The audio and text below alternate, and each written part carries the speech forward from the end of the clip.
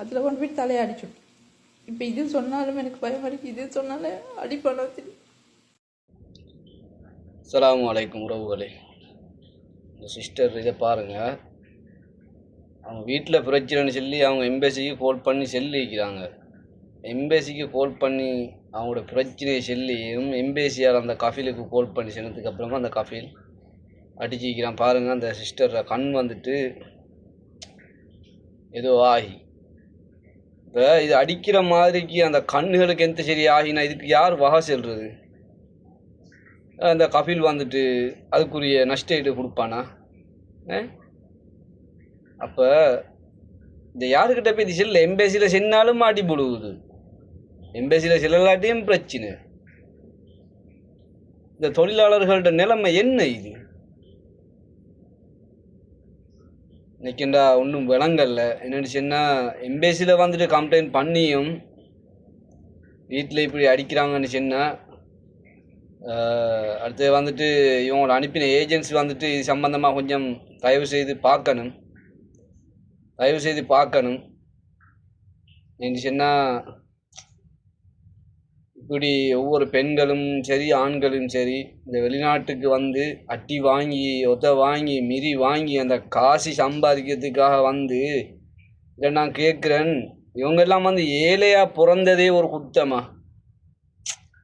ஏழையாக பிறந்தது வந்துட்டு ஒரு குற்றமா?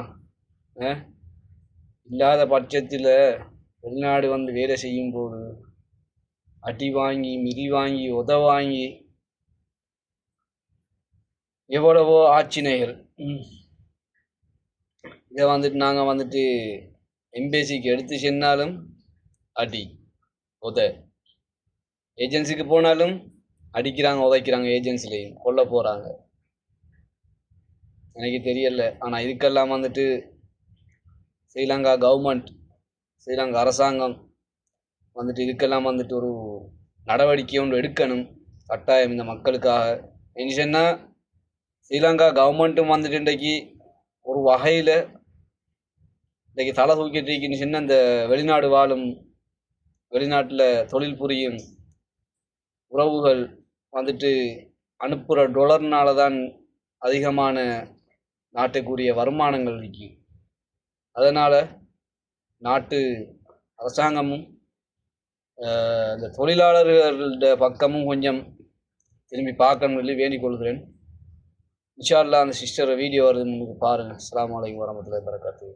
நான் காலையிலே போடுறதுக்கு இந்த டைம் இல்லை, அதனால் நான் இப்போ போட்டு வந்த வீடியோ. அஸ்ஸலாமு அலைக்கும். ஒரு வீடியோ சந்திக்கிறேன். நான் வந்து இந்த வீட்டுக்கு வந்து 1 வருஷமும் 4 மாதமும் அவர் பார்க்குறேன். இதுக்கப்புறம் எம்பேசிக்கு நான் கால் பண்ணி சொன்னேன், இப்படி நான் இந்த வீட்டில் சம்பளம் குறவு தனாசில் அவன் தனாசில் மாதிரி போக சொல்லிட்டு எம்பேசிக்கு கால் பண்ணி சொல்லவும் எனக்கு சம்பளம் போதா ஒரு 150 ரூபா தாருன்னு சொல்லிட்டு 120 ரூபா, 30 ரூபா சொன்னேன். அதுக்கப்புறம் 120 ரூபா சொன்னேன். இப்போ 100 ரூபா தான் தாரேன். அதுக்கப்புறம் அவனே தான் சொன்ன தன்னாச்சில் மாறி போய் சொல்லி. அதுக்கப்புறம் நான் அந்த எம்பேசிக்கு கால் பண்ணி சொல்லவும் எம்பேசியால் கால் எடுத்து போல இங்கே கிளவி அது சொன்னாட்டு அந்த துவானியை கூப்பிட்டேன். நான் போனேன், துவானியை கூப்பிட்டு போயிட்டு போனை எடுத்து வச்சுக்கணும் சொன்னேன். போனை தான் இப்போ எனக்கு வீட்டுக்கு கால் எடுக்கணும்னு நான் சொல்ல வேணும்னு சொல்லி. அதுக்கப்புறம் வந்த வாக்கில் கண்ணத்துக்கு கொண்டு அடித்து அந்த இரும்பு கதை அதில் கொண்டு போய் தலையை அடிச்சுட்டு. இப்போ இது சொன்னாலும் எனக்கு பயம் இருக்கு, இது சொன்னாலே அடிப்பான வச்சுட்டு.